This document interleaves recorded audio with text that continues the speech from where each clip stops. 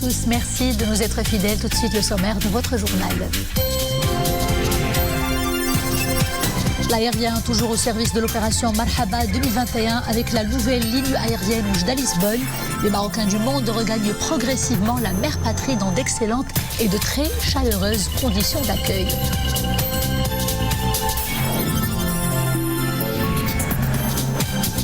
Le Maroc aspire à atteindre une vitesse grand V pour la campagne nationale de vaccination. Il se donne les moyens d'y parvenir.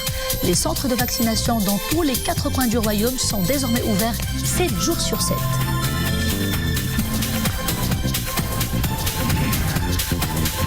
Nous vous parlerons également du nouvel opus de Saad Belgnaoui, Psychanalyse de la vie ordinaire.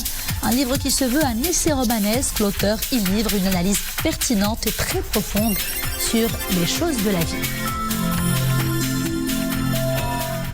D'abord, ce message de félicitations de Sa Majesté le roi Mohammed VI au président des États-Unis d'Amérique, Joseph Biden, à l'occasion de la fête nationale de son pays. Le souverain saisit cette occasion pour commémorer avec le président Biden, je cite, le bicentenaire de la légation de Tanger offerte par notre véritable vénérable ancêtre, le sultan Moulay Slimane, aux États-Unis d'Amérique, en gage d'amitié et comme marque de la considération qu'il vouait au gouvernement de votre pays.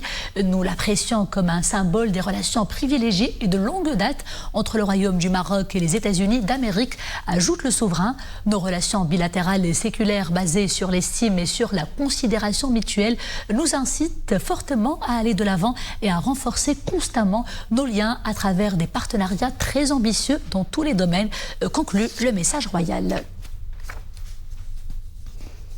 La semaine qui s'achève a été marquée par le Conseil des ministres présidé lundi dernier par Sa Majesté le roi Mohammed VI au Palais Royal de Fès.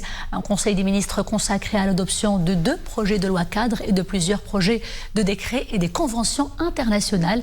D'abord, un projet de loi cadre relatif à la réforme fiscale préparée en application des hautes orientations royales et sur la base des recommandations des assises nationales sur la fiscalité tenues en mai 2019. Et puis un projet de loi cadre relatif à la réforme des établissements et des entreprises publiques. Le Conseil a également approuvé un projet de loi modifiant et complétant la loi sur l'interdiction de la mise au point, de la fabrication, du stockage et de l'emploi des armes chimiques et sur leur destruction. Et dans le domaine militaire, Sa Majesté le roi Mohammed VI, chef suprême et chef d'état-major général des forces armées royales, a donné son approbation pour 2 projets de décrets relatifs respectivement à l'application de la loi relative au matériel et aux équipements de défense, de sécurité, aux armes et de celles ayant trait à la cybersécurité. Et puis le Conseil des ministres a également approuvé 11 conventions internationales, dont 3 conventions bilatérales et 8 multilatérales. Dans les 4 coins du royaume, l'opération Marhaba se poursuit sous de bons auspices. Nos compatriotes établis à l'étranger retrouvent la mère patrie, le cœur rempli de joie. Et pour faciliter davantage leur retour au Maroc, eh bien, une nouvelle ligne aérienne Oujda-Lisbonne est désormais opérationnelle. Rachid Latabi et Moubarka Bargabret. Dans le ciel, l'avion s'apprête à atterrir. En provenance de Lisbonne, c'est une nouvelle liaison aérienne avec le Portugal. L'avion s'apprête à se poser sur la piste d'atterrissage où l'accueil se fait par un water salute. À bord de l'appareil, les Marocains du monde de retour au pays après de longs mois d'absence. Ça fait plaisir. Nous sommes ravis de rentrer au pays pour retrouver nos proches et passer de bonnes vacances d'été. Grâce à l'initiative royale visant à nous faciliter le retour pour les vacances, nous sommes contents de fouler le sol de notre pays et revoir nos proches que nous n'avons pas vus depuis 2 ans. Nous exprimons notre gratitude à Sa Majesté le Roi, un geste que nous applaudissons très fort. Les services de police et les agents de la douane sont mobilisés pour mener à bien la mission de contrôle des documents d'identité. Une opération qui bénéficie du précieux apport des équipes de la Fondation Mohammed V pour la solidarité et du personnel de l'aéroport. Il y aura 2 liaisons aériennes par semaine avec Lisbonne. L'aéroport Oujda-Ngad connaît aujourd'hui une nette progression de l'affluence des voyageurs. Cette semaine, 204 vols ont été enregistrés.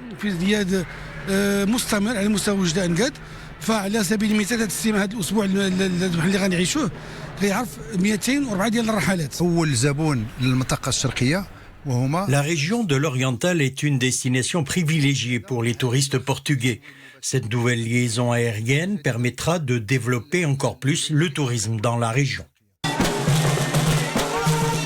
Dans le hall de l'aéroport, les troupes folkloriques mettent de l'ambiance.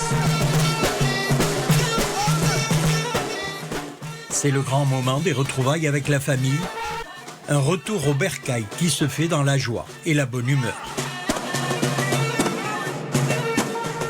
Et dans le cadre des mesures mises en place pour accompagner la reprise des voyages internationaux et suite à la diffusion d'informations relatives à la mise à jour des conditions d'accès au territoire marocain, eh bien, le comité interministériel du suivi du Covid-19 annonce ce dimanche qu'aucun pays n'a été ajouté à la liste A, alors que 3 nouveaux pays ont été ajoutés plus tôt à la liste B. Tout de suite, le retour à Boubacar Ben Ghabret pour les précisions. Ces conditions entreront en vigueur le mardi 6 juillet 2021 à 23h59. Aucun pays n'a été ajouté à la liste A, alors que 3 nouveaux pays ont été ajoutés à la liste B, à savoir l'Égypte, la Russie et la Tunisie. La validité des tests PCR pour les voyageurs de la liste A est de moins 72 heures au lieu de 48 heures. Les autres conditions relatives à la liste A sont toujours valables. Les voyageurs en provenance de la liste B sont, eux, appelés à fournir un test PCR négatif datant de moins de 48 heures et classés en 2e catégorie. Les détenteurs d'un certificat attestant que la personne est vaccinée par un des vaccins acceptés au Maroc sont dispensés de la quarantaine. Les personnes non vaccinées ou incomplètement vaccinées en provenance de la liste B devront, quant à elles, observer une quarantaine contrôlée de 10 jours à la charge des intéressés dans les structures préalablement désignées par les autorités marocaines avec un test PCR de contrôle au 9e jour. Le point à présent sur les chiffres liés à la campagne vaccinale. Les personnes complètement vaccinées s'élèvent à 9 162 460 et le nombre de celles qui ont reçu jusqu'ici la première dose est de 10 67 573. Et pour ce qui est des principaux indicateurs Covid-19, notez 605 nouveaux cas pour 557 nouvelles guérisons signalées au cours des dernières 24 heures et 4 nouveaux décès.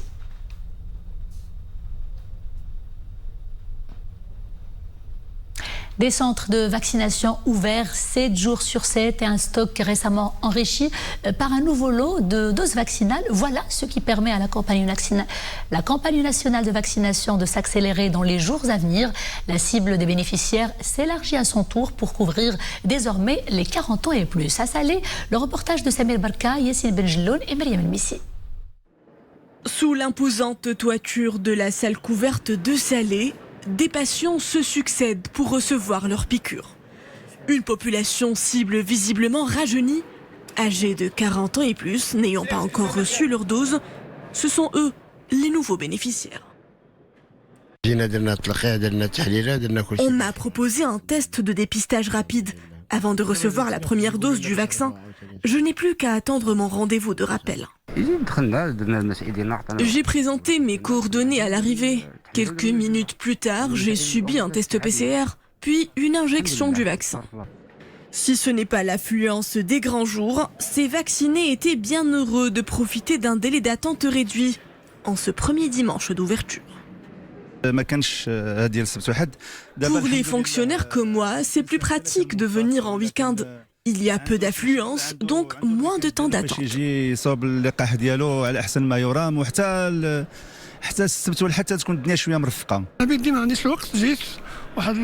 En semaine, j'ai rarement le temps de me rendre au centre de vaccination. Mes horaires de travail ne le permettent pas.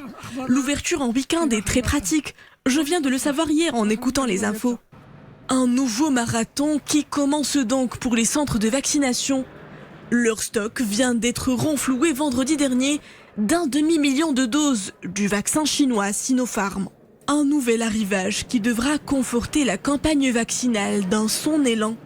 Déjà, un tiers de la population cible a reçu sa double dose. Et dans le monde, pas de répit pour les nouvelles contaminations et les décès. De nouveaux records annoncés pour ce dimanche encore. En une journée, seulement plus de 25 000 nouvelles contaminations ont été recensées en Russie. Les États-Unis restent toujours en tête de classement des bilans macabres avec plus de 600 000 décès depuis le début de la pandémie du Covid-19. Ils sont suivis par le Brésil, l'Inde, le Mexique et le Pérou, des pays où la souche indienne a davantage compliqué la situation. Vagues de chaleur mortelle, les gigantesques feux de forêt, les inquiétudes sont toujours aussi vives dans l'ouest canadien. Le pays a décidé de déployer de gros moyens pour apporter une assistance notamment aérienne dans la lutte contre ces incendies préoccupants. Des incendies qui aujourd'hui encore continuent de faire rage en Colombie-Britannique. Plus de 170 foyers sont toujours actifs, dont 70 déclarés à peine pendant ces dernières 24 heures. Émigration irrégulière, plus de 200 candidats secourus grâce aux gardes-côtes de la Marine royale pendant qu'ils étaient en mission, en patrouille maritime en Atlantique Nord et en Méditerranée. Ils ont porté assistance à plusieurs embarcations de fortune et kayaks avec plus de 200 personnes majoritairement d'origine subsaharienne. Certaines d'entre elles sont dans un état de santé très dégradé. Elles ont reçu les soins nécessaires à bord des unités de la Marine royale avant d'être ramenées aux différents ports du royaume et remis à la gendarmerie royale pour les procédures administratives d'usage.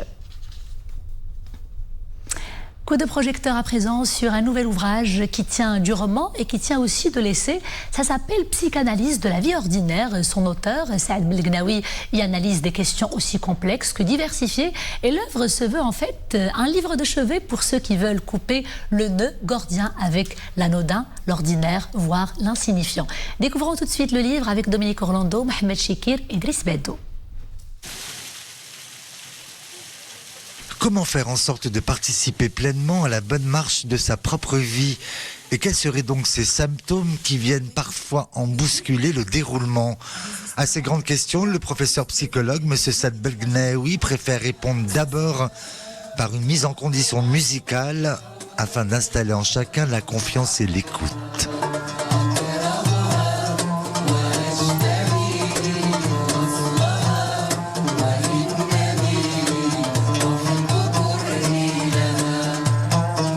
La vie ordinaire, c'est la vie de tout le monde.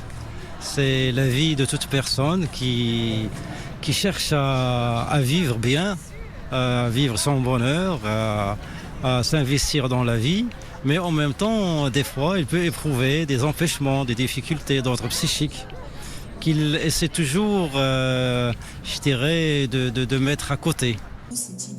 Pour nous révéler le sens de ces non-dits, l'auteur, à travers un nombre de 6 chapitres, nous plonge dans les méandres de ces vérités individuelles enfouies qui sont si souvent invisibles à première vue. En général, quand il y a des souffrances psychiques, les racines de ces souffrances viennent de la constitution psychique de l'être. C'est-à-dire quand il s'est constitué. Je donnerai un exemple. Imaginons qu'une personne vit dans une zone de turbulence, comme s'il est dans l'avion. Et donc, si toute sa vie est dans une zone de turbulence par des petits traumas qui s'accumulent, par exemple, par des défaillances parentales, par des privations affectives. Parfait anti-manuel de la politique de l'autruche et de l'inertie, Psychanalyse de la vie ordinaire nous rappelle que nous sommes avant tout constitué de toutes ces imperfections et qu'en conséquence, notre être s'est bien malgré lui formé contre tout ce qui lui ferait souffrance. Et justement, quoi de mieux que la littérature pour adoucir nos souffrances et comprendre nos imperfections?